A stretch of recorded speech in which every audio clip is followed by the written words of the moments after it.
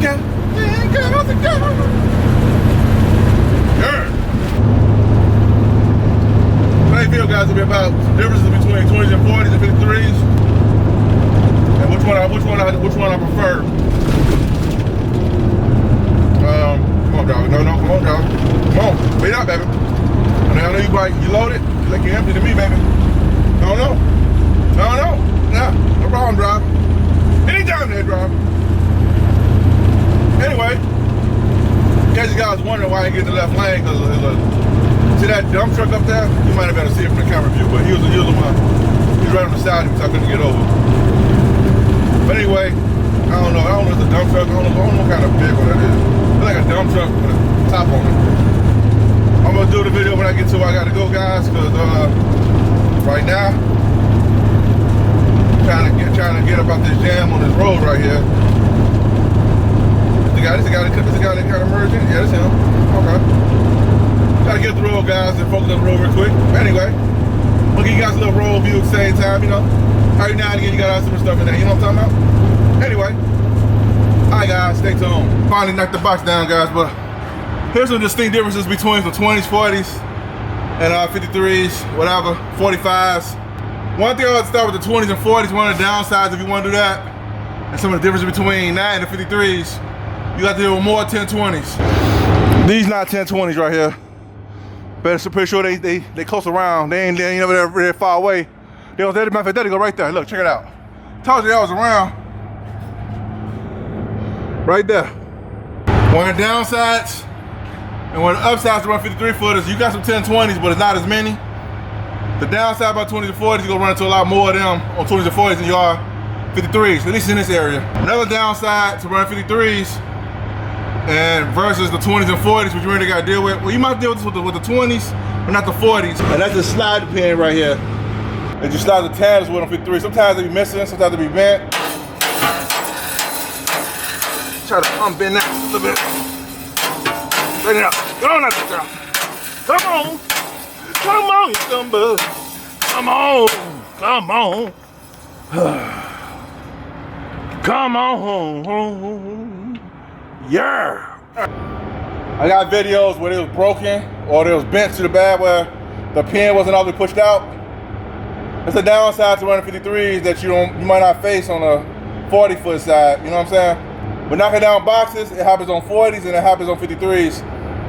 It happens on 45s. I really don't see it on 20s too much, but it do happen on 20s, but not as bad as the 53s or the 40s or 45s.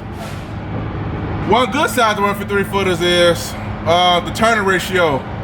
The chances of flipping these is a lot less likely because of the distance of the trailer from front to back, whatever. So to kind of put it in the simplest form, you got more ground to cut. You got more ground covered. The shorter the distance, the sharper the turn, the quicker you roll over. Like with the 20s and 40s, I've seen more 20s and 40s on the side of the road than I did 53s. Now here's the downside and the upside.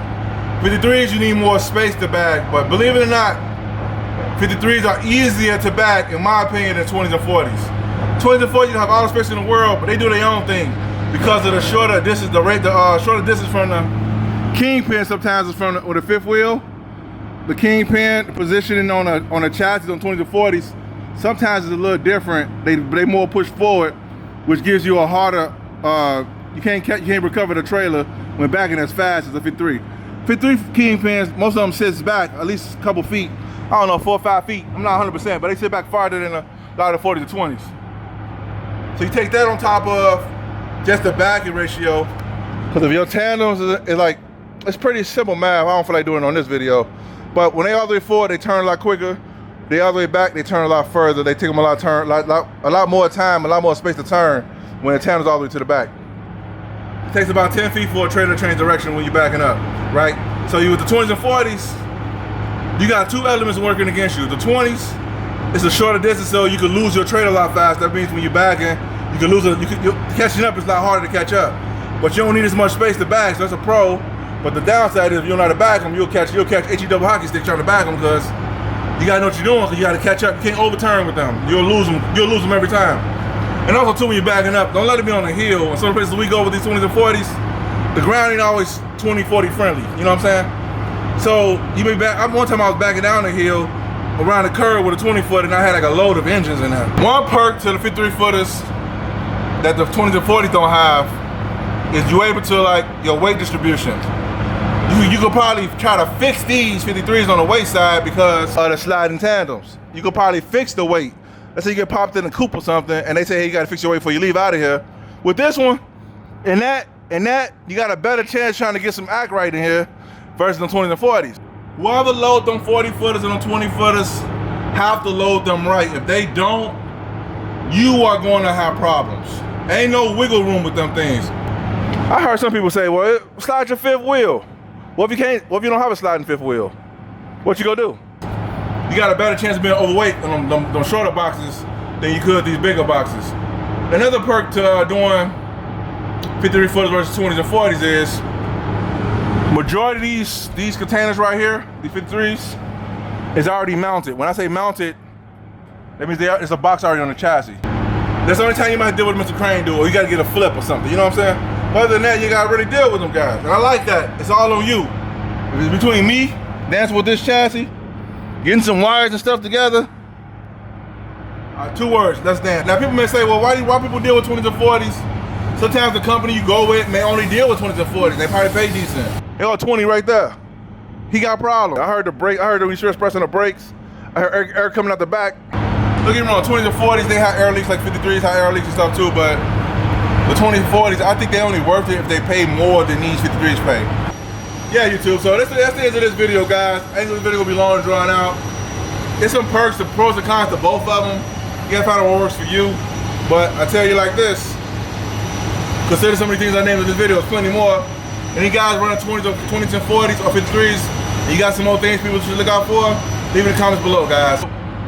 That's it for this video, so, alright YouTube. Hope this video was helpful. Give you a little understanding of what's going around here. And I'll see you guys next video. Peace.